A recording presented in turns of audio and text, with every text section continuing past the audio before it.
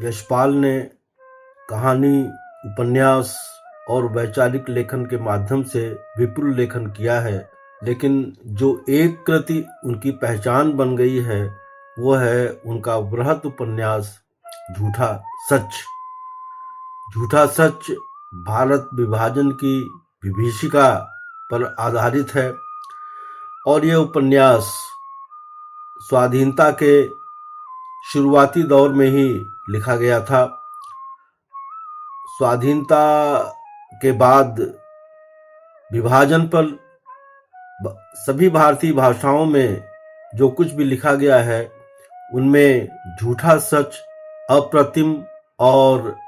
सर्वश्रेष्ठ है। 2 भागों में लगभग 1100 पृष्ठों में लिखा गया यह उपन्यास विभाजन के पूर्व के लगभग 1 दशक से शुरू होकर के विभाजन की त्रासदी और उसके बाद स्वाधीन भारत की निर्मिति को अपने कथा फलक पर समोता है। दरअसल यशपाल विभाजन पर लिखते हुए विभाजन के जो प्रचलित सैद्धांतिक मान्यताएं या वैचारिक मान्यताएं या जो विभाजन के कारणों की जो पड़ताल की गई है इतिहास के दृष्टिकोण से, साहित्य के दृष्टिकोण से और जो सामाजिक दृष्टिकोण से, उस सब का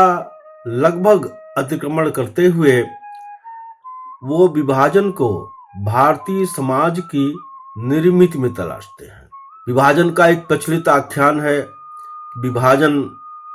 मुस्लिम लीग, जिन्ना और अंग्रेजों के षड्यंत्रों का परिणाम था। यशपाल इसके पार जाकर के भारतीय समाज की उस निर्मित की पड़ताल करते हैं जिसने इस विभाजन का रास्ता साफ किया था, और ये करते हुए वो भारतीय समाज की जो सामाजिक संरचना है, जो वर्णाश्रमी सामंती संरचना है, जो जातिवादी संरचना है, जिसके तहत हिंदू श्रेष्ठता का भाव केंद्र में है, जो कि अल्पसंख्यक यानी मुस्लिमों के प्रति, और जो समाज का जो दलित वर्ग है उस दलित वर्ग के प्रति दूरी का भाव और एक अन्य का भाव रखता है, यशपाल उसकी व्याख्या करते हैं। ये करते हुए यशपाल ने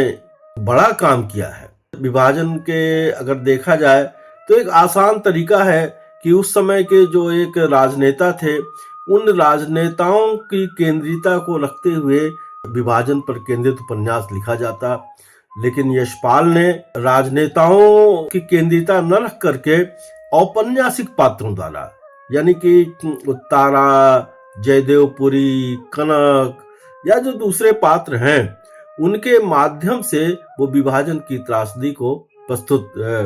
करते हैं। भारत का विभाजन यानी उसके पूर्व की जो राजनीति थी, वो राजनीति कांग्रेस की राजनीति हो या मुस्लिम लीग की राजनीति हो या जो दूसरे दल उस समय थे पंजाब में या दूसरी जगहों पर उनकी राजनीति हो, उनकी राजनीति की पड़ताल करते हुए वे जो है कांग्रेस और मुस्लिम लीग इन दोनों की, यानी इन दोनों की राजनीति में हिंदू धर्म को लेकर के या मुस्लिम लीग की राजनीति में जो मुस्लिम धर्म को लेकर के एक संकीर्णता थी, उस संकीर्णता को भी रेखांकित करते हैं। यानी कि भारतीय राष्ट्रीय कांग्रेस एक स्वाधीनता आंदोलन में उसकी केंद्रीय भूमिका थी, लेकिन भारतीय राष्ट्रीय कांग्रेस ने भी किस तरह से जो है अवसर आने पर, जिसे कहा जाए कि मुस्लिम लीग को या उसके साथ यानी कि जो उनके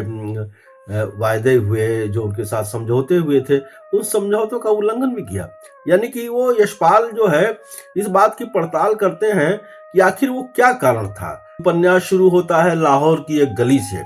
उस लाहौर की गली में जो हिंदू सेविकाएं हैं, वो हिंदू सेविकाएं जिस तरह से प्रचार करती हैं और उस प्रचार के दौरान जो वो मुस्लिम द्वेष जिस तरह से प्रस्तुत करती हैं, उससे यशपाल यह दिखाना चाहते हैं कि समाज में इसकी स्थितियां जो हैं बनी हुई थी। एक जो दूसरी बात, जो महत्वपूर्ण बात ये है कि जैसे विभाजन के दृश्य हैं उपन्यास में, जो पाकिस्तान का इलाका बाद में बना पंजाब का, वहां से जो विस्थापन हुआ हिंदुस्तान की तरफ, और जो भारत की तरफ से जो काफिले और जो लोग जो है यहाँ से वहां गए, उसमें फर्क क्या था? एक यह भी रेखांकित करते हैं, विभाजन के दौरान जो है स्त्री को जिस तरह से माल मवेशी के रूप में जो है समझा गया, लूटा गया, और उसे एक जो है आनर का एक पर्याय बनाया गया, वह भी यशपाल ने बहुत ही एक जिसे कहा जाए कि मार्मिक ढंग से और एक ऐतिहासिक साक्ष्य के साथ प्रस्तुत किया है। विभाजन की उस त्रासदी के दौरान जब पुरुष भटक गए, कहीं खो गए, और उसके बाद जब ढूंढते ढूंढते अपने घरों पर वापस हुए, तो उनका फूल माला के साथ उनका स्वागत हुआ, उनकी वापसी का। लेकिन जो वो स्त्री ढूंढते हुए यानी कि अपने घर पर पहुंची, बंती नाम की एक स्त्री का चित्रण उसमें है कि वो लाहौर से जो है विभाजन की उस जो है भगदड़ में कहीं खो गई थी, और ढूंढते ढूंढते अपने परिवार को, यानी परिवार भी विस्थापित हुआ था। जब वो दिल्ली अपने परिवार के पास पहुंची, तो उस परिवार के लोगों ने उसे जो है स्वीकार करने से इनकार कर दिया।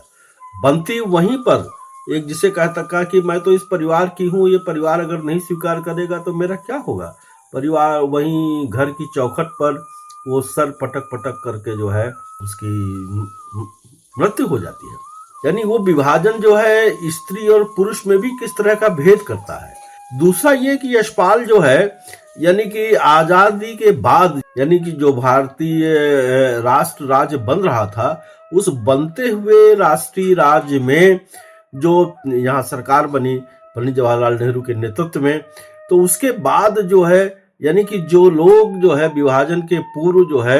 अंग्रेजों की तरफदारी करते थे, द्वितीय विश्व युद्ध में जो सेना में भर्ती कराने के लिए जो है अभियान कर रहे थे, जो स्त्रियां स्वेटर बुन रही थी उनके नौजवानों के लिए, अंग्रेजों की सेना के लिए, वही सारे लोग जो है बड़ी संख्या में कांग्रेस की राजनीति में शामिल हुए। स्वाधीन देश में जिस तरह का एक जो है देश बनना चाहिए था, उसमें जो है एक राजनीति ने किस तरह की बाधा पहुंचाई। यशपाल क्रिटिक करते हैं, राजनीति का क्रिटिक करते हैं, वो किसी को बख्शते नहीं हैं। तो मैं समझता हूं कि विभाजन जो के इतने वर्षों बाद अगर किसी एक कृति के माध्यम से, किसी एक उपन्यास के माध्यम से अगर विभाजन को समझा जाना है, तो वो झूठा सच है। देखिए, विभाजन के बारे में जो चर्चाएं होती हैं, जो लेखन किया जाता है, कई बार उनमें जो है कुछ कृतियों का उल्लेख होता है जिसमें कि अंग्रेजी की कृतियां शामिल हैं, वो है। लेकिन ये दुर्भाग्यपूर्ण है कि हिंदी में लिखा गया इतना बृहत और इतना बड़ा उपन्यास जो है वो चर्चा के बाहर रहता है। तो आवश्यकता इस बात की है, आज जब एक दूसरा विभाजन यानी विभाजन जारी है, भारतीय समाज का विभाजन जो सांप्रदायिकता के आधार पर और धर्म के आधार पर 1947 में हुआ था, उसकी आहटें एक बार फिर दिखाई पड़ रही हैं। तो एक ऐसे दौर में जबकि विभाजन की आहटें हमारे सामने हैं, तो मैं समझता हूं कि झूठा सच के माध्यम से हम विभाजन की त्रासदी को भी समझ सकते हैं। आज के समय में भी विभाजन जारी है और एक नए विभाजन का खतरा मौजूद है। तो इस तरह के उसमें मैं समझता हूं कि यशपाल के झूठा सच को फिर से पढ़ा जाना चाहिए, उस पर जो है पुनरावलोकन होनी चाहिए, और उस पर जो है मैं समझता हूं कि खाली विमर्श के माध्यम से नहीं, वो एक समाजशास्त्री दृष्टिकोण से भी बहुत महत्वपूर्ण उपन्यास है। यशपाल पर चर्चा करते हुए झूठा सच की चर्चा जो है, एक जिसे कहा जाए कि जरूरी ही नहीं, भारतीय समाज को समझने के लिए, भारतीय राजनीति को समझने के लिए, विभाजन को समझने के लिए एक जरूरी दस्तावेज है।